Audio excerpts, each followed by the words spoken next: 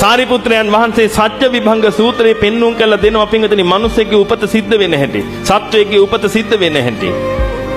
කතමං චාවුසෝ ජාති යා තේසං සත්තානං තම්හි තම්මි සත්තනිකායේ ජාති සංජාති ඔක්칸ති අබිනිබ්බති කන්දානම් පාතුබාවු ආයතනානම් පටිලාභෝ අයං උච්චතාවුසෝ ජාති ජාති සංජාති ඔක්칸ති අබිනිබ්බති කන්දානම් පාතුබාවු ආයතනානම් පටිලාභෝ ඔන්න ඔය ටික උනාට පස්සේ තමයි පින්වතුනි ඔබ කියන්නේ ළමයා ඉපදුනා කියලා. ඔතනට කලින් ගොඩක් ඒවා වෙලා තියෙනවා. ජාතිය කියන එක ලබලා ඉවරයි එතකොට. ජාතිය කියන එක පින්වතුනි පූර්ණ වශයෙන්ම කර්මජව සිද්ධ වෙන්නේ. එහෙනම් කර්මජව ඔබ ඔය කය ලැබුවට පස්සේ ඔබට කයවල් තියෙනවා 4ක්.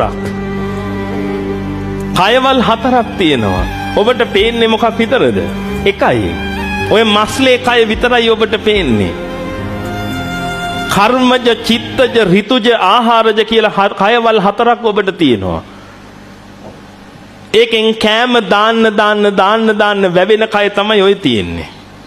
ඇති පදන් ගහකට පෝර දානවා වගේ තමයි දාන්න වැවෙනවා. ඔය ආහාරජ කය. මුලින්ම ඇති උනේ කර්මජ කය. ඒ කර්මජ කයයි චිත්තජ කයයි ඍතුජ කයයි කියන තුනත් එක්ක සියුම් වූ ආහාරජ කයක් ඉපදිලා පින්වතුනි සංජාතිකයා කියන ගන්ධබ්බය මේ ලෝකේ උපදිනවා. මේ ගන්ධබ්බ කියලා කිව්වේ පින්වතුනි මහායානිකයෝ කියන අන්තරාභවිකයා හැම නෙමෙයි. තථාගතයන් වහන්සේ විවිධ සූත්‍රවල පෙන්වලා දෙනවා ගන්ධබ්බා ඔක්칸ති හොಂತಿ. ගන්ධබ්බයාගේ ඔක්칸තිය මව් කුසට සිද්ධ වෙන හැටි පෙන්눔 කරලා දෙනවා තථාගතයන් වහන්සේ.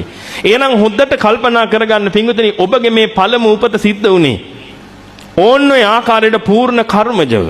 ඔබ සංසාරේ කරගත්ත අනන්ත පුණ්‍ය ශක්තියක් ඇදිලා ඇවිදිලා. ඔබ මනුස්ස ගන්ධබ්බෙක් වුණා.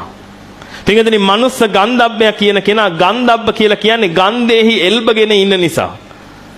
සංසාරයේ තිස්සේ සිල්වත් ගතිගුණ වලින් හිටියනම් ආන්නේ කෙනා පින්වතුනි සීල සුගන්ධයේ එල්බගෙන ඉන්න නිසා ඒ ඉපදිච්ච ගන්ධබ්බයට මල් වල සුවඳ, ගෙඩි වල සුවඳ, පොතු වල සුවඳ, මුල් වල සුවඳ ආග්‍රහණය කරගෙන ඉන්න පුළුවන්.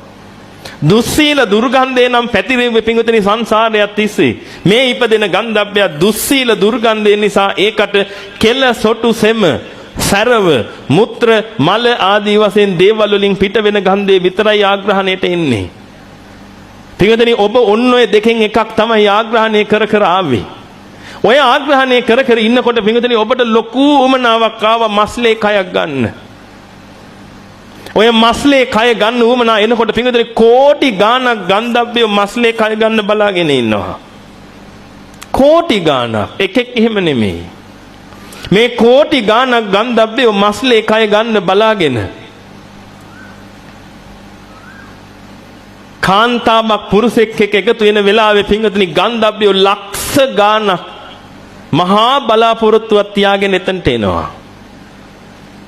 හැබැයි chance එක තියෙන එක්කෙනෙකුට විතරයි. පින්වතුනි ඔබ මේ මස්ලේ කය ඕනෙකමට කර්ම ශක්තිය ගැළපෙන හැම තැනකටම ගියා. ඒ හැම තැනකටම ගිහිල්ලා පින්වතුනි ඔබ මස්ලේ කයක බලාපොරොත්තුෙන් හිටියා. අවුරුදු කෝටි ගාණක් ඔබ හැදසරුවා පින්වතුනි ඔය විදිහට.